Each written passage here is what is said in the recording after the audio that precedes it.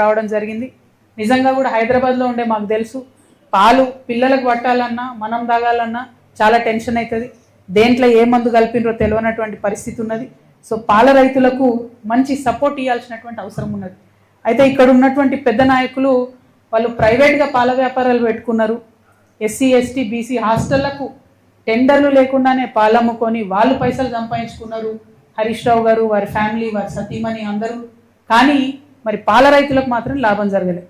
ఈ మాట నేను ఎందుకు చెప్తా ఉన్నా అంటే, ఈ ముఖ్యమంత్రి గారికి సంబంధించినటువంటి ఇప్పుడున్న ప్రభుత్వంలో official PRO of the chief minister గారు అయోధ్య రెడ్డి బోరెడ్డి గారు 2024 సెప్టెంబర్ 22 రోజు 2024 సెప్టెంబర్ 22 రోజు ఒక ట్వీట్ చేసి ఏమనంటే, హరీష్ రావు గారు వారి సతీమణి పాల వ్యాపారంలోకి దిగిండ్రు, టెండర్లు లేకుండా ఎస్సీ ఎస్టీ బీసీ గురుకులాలకు వీళ్ళు పాలు సప్లై చేసుకున్నారు, అది బీసీలకు ఎస్సీలకు ఎస్టీలకు మైనార్టీలకు దక్కాల్సినటువంటి అవకాశాలను వీళ్ళు తీసుకొని వీళ్ళు పాల మీద డబ్బు సంపాదించుకున్నారని చెప్పిండ్రు. కానీ ఆ తర్వాత 4-5 రోజులలో ట్వీట్ గాయం. అంటే ఇంత అవినీతి ప్రస్ఫుటంగా కనబడుతున్నా ప్రతి జిల్లాలో, నేను నల్గొండలో చెప్పిన, వరంగల్లో చెప్పిన, ఆదిలాబాద్లో చెప్పిన, ఇప్పుడు మెదక్లో చెప్తున్నా, హరీష్ రావు గారి బినామీలు, వారి కంపెనీలు, వారి దందాలు. ఇంతవరకు ముఖ్యమంత్రి గారు కనీసం కదులుతలేరంటే హరీష్ రావు గారికి ముఖ్యమంత్రి గారికి ఉన్న అండర్స్టాండింగ్ ఏంటిది, ఎందుకోసం ఆయనను కాపాడుతున్నాడు, ఈ ముఖ్యమంత్రి గారు చెప్పాల్సినటువంటి అవసరం ఉంది. అట్లానే అనేక విషయాలు మీ దృష్టికి తీసుకొచ్చినాం.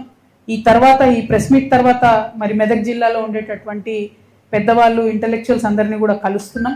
ఆ తర్వాత మళ్ళీ ఇంకా కొన్ని సమస్యలు చూసుకొని మేము హైదరాబాద్ వెళ్ళడం జరుగుతుంది. మీ అందరికీ మెదక్ జిల్లా ప్రజలకు ముఖ్యంగా నేను ఇచ్చేటటువంటి మాట ఏంటంటే, తెలంగాణ జాగృతులు వచ్చిరా పోయినరా అన్నట్టు కాదు. మేము ఏ జిల్లాకు పోయినా వెళ్ళే ముందు మంచిగా మళ్ళీ అడాక్ కమిటీలు వేసుకుంటున్నాం. మా కమిటీల ద్వారా ఈ సమస్యల మీద నిరంతరం పోరాటం చేస్తాం.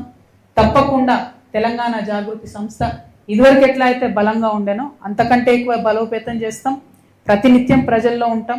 ఈ రాష్ట్రంలో ఒక ప్రశ్నించే శక్తిగా, ప్రజల యొక్క వజ్రాయుధంగా తెలంగాణ జాగృతి మారుతుంది రాబోయే కాలంలో అని స్పష్టం చేస్తూ మీ అందరికీ ధన్యవాదాలు తెలియజేస్తా ఉన్నాను. Thank you. జై తెలంగాణ, జై జాగృతి.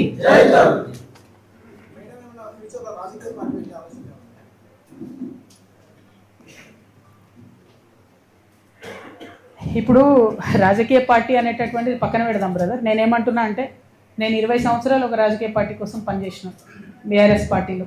అంతకుముందు తెలంగాణ జాగృతి సంస్థ ఇండిపెండెంట్గా ఒక 6 సంవత్సరాలు నడిపినప్పుడైనా, రాజకీయ పార్టీలో పనిచేసినప్పుడైనా నాకు అర్థమైంది ఒకటే, ప్రజల పక్షాన నిలబడడం ఇంపార్టెంట్.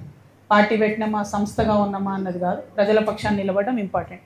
ఇప్పుడు రాష్ట్రంలో ఉన్న పరిస్థితులు మీరు చూస్తున్నారు. నిన్న జూబ్లీహిల్స్ ఉప ఎన్నికలు వచ్చిన రిజల్ట్ మీరు చూసిండ్రు. ఏం జరిగింది?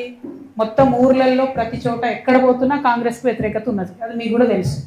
అంత వ్యతిరేకత ఉన్నా అన్ని వేల మెజార్టీతో కాంగ్రెస్ పార్టీ ఎట్లా గెలిచింది, ఎందుకు గెలిచింది అంటే, అనుకున్న స్థాయిలో ప్రతిపక్షమైనటువంటి బీఆర్ఎస్ అందుకొని పనిచేయలేకపోతుంది అన్నది క్లారిటీగా అర్థమవుతున్నది. అక్కడ వాళ్ళు సోషల్ మీడియాలో ఉద్యమాలు చేస్తున్నారు తప్పితే కిందకు వచ్చి ఎటువంటి ఉద్యమాలు చేస్తలేరు. ఇంకొకటి, పేరుకు కృష్ణార్జునులు అని చెప్పుకొని ట్వీట్లు పెట్టుకొని వాళ్ళది వాళ్ళు ఒకళ్ళు జబ్బ ఒకళ్ళు జరుచుకుంటూ తప్పితే, ఒకళ్ళు వీపు ఒకళ్ళు జరుచుకుంటూ తప్పితే పెద్దగా క్షేత్రస్థాయిలో పనిచేయలేదని అర్థమైంది. ఇలా చాలా కుట్రలు కూడా జరిగినాయి అనుకోండి జూబ్లీహిల్స్ ఎన్నికలలో. అవి సమయం సందర్భం వస్తే తప్పకుండా అవి కూడా చెప్తాం.